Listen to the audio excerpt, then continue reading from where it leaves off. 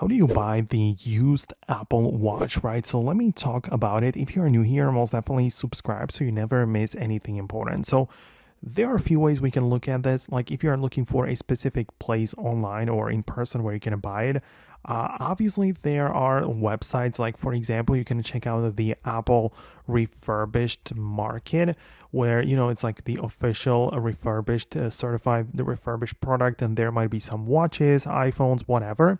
And those are devices which have been used before but now are like officially renewed, and you'll be able to just get them, and it should work fine, right? So it's just something which might help you save money or buy a secondhand product if that's what you're going after.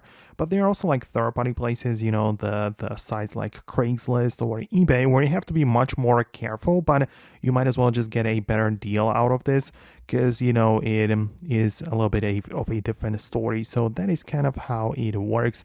But when it comes to like getting a Apple Watch used, in the sense that you want to pay attention to some things and make sure that it works properly, I would advise you to check out the serial number of the Apple Watch. Just ask the seller to just like give it to you, so you can check it on the official Apple's website. So you can go to checkcoverage.apple.com and you'll be able to paste that serial number there and check the coverage and if the Apple Watch is genuine or not.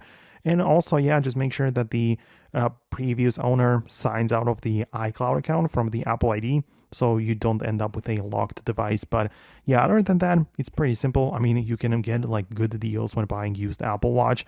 So let me know which option you decided to go with. If there is anything else that you would like to know more, check out the rest of the channel, but also let me know, and I'll probably make more videos about it because I just like to just cover all of the latest tags and tips and whatever. So thanks a lot for watching, and I'll see you later.